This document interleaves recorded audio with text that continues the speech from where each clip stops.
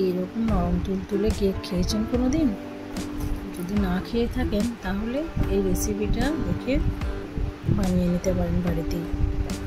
হ্যাঁ, আর একটা কথা, এই রেসিপিটা হচ্ছে একদম স্পেশাল বাচ্চাদের জন্য, খুবই হেলদিকর। চলুন শুরু থেকে শেষ পর্যন্ত দেখার অনুরোধ রইল। তো প্রথমেই আমি একটা বাটিতে প্রায় 8 থেকে 9টা খেজুর নিয়ে নিয়েছি, বীজগুলোকে বের করে নিয়েছি। এরপর এর মধ্যে 1 কাপ পরিমাণ আমি দুধ দিব। দুধটা দিয়ে এটাকে ভিজিয়ে রেখে দেবো প্রায় আধ ঘন্টার মতো।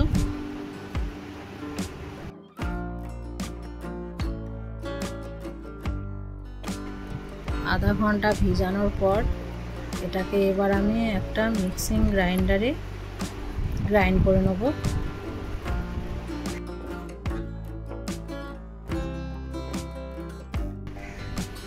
তো সর্বপ্রথম আমি এই দুধ আর খেজুরটাকে দিয়ে দিলাম।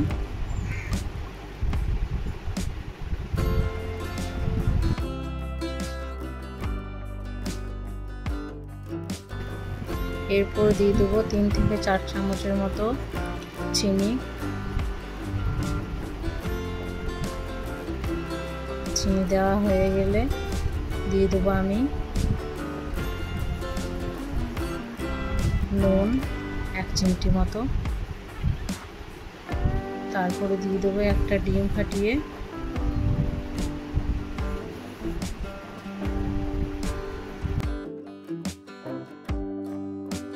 দিয়ে দেবো রিফাইন অয়েল 2 চামচের মতো।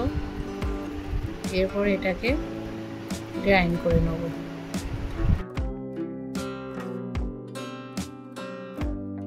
গ্রাইন্ড করে নিয়েছি এটাকে,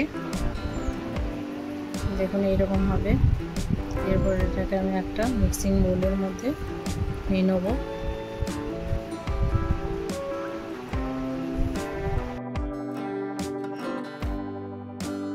এরপর নিয়ে নেব একটা স্ট্রেনার। এরপর এর মধ্যে দিয়ে দেবো 1 কাপ পরিমাণ ময়দা।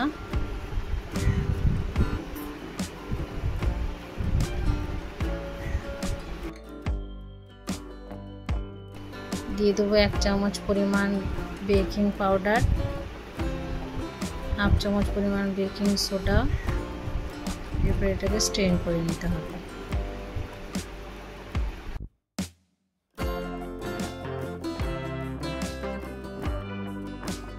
স্ট্রেন করা হয়ে যাওয়ার পর হালকা হাতে এটাকে আমি মিক্স করে নেব।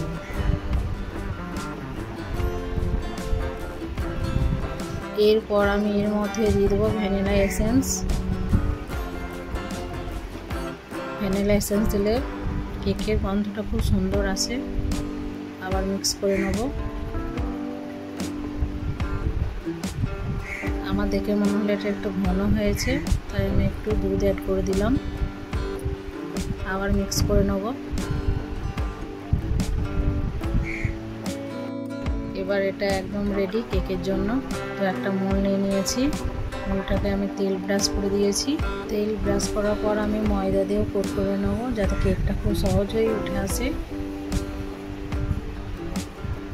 তো বাকি ময়দাটাও আমি ফেলে দিয়েছি। এরপর সেই ব্যাটারটাকে আমি আস্তে আস্তে এই কেক টিনের মধ্যে ঢেলে নেব। তারপর একটু হালকা হাতে ট্যাপ ট্যাপ করে নেব। গ্যাস ওভেনে কড়াইয়ে আমি বালি আগে থেকেই গরম করে রেখে দিয়েছি। এর মধ্যে স্ট্যান্ড দিয়ে দিয়েছি। স্ট্যান্ড দেওয়ার পর কেকের মোলটাকে আমি বসিয়ে দেবো। তারপরে এটাকে আমি ঢাকা দিয়ে দেবো। ঢাকা দেওয়ার পর ঘুরে আসবো 40 থেকে 45 মিনিট পর। তো 45 মিনিট পর আমি ঘুরে এসে দেখি কেক আমার রেডি হয়ে গেছে। একটা স্টিক নিয়ে আমি এটাকে চেক করে নেব।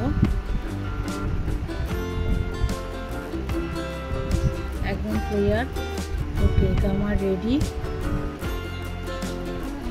এরপর এটাকে নামিয়ে নিয়েছি। নামিয়ে নেওয়ার পর আমি এটাকে ঠান্ডা করে নেব। ঠান্ডা হয়েও গেছে।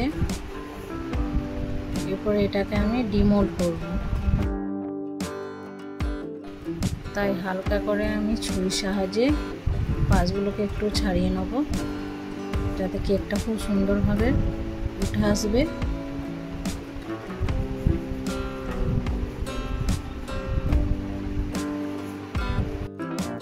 এরপরে একটা আমি প্লেট নিয়েছি, প্লেটের উপরে কেকটাকে বের করে নেব।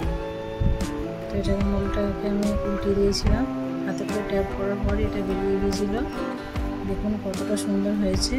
বাচ্চাদের জন্য তো একদম হেলদি কর, এটা এত টেস্টি, একবার খেলে বারবার চাইবে।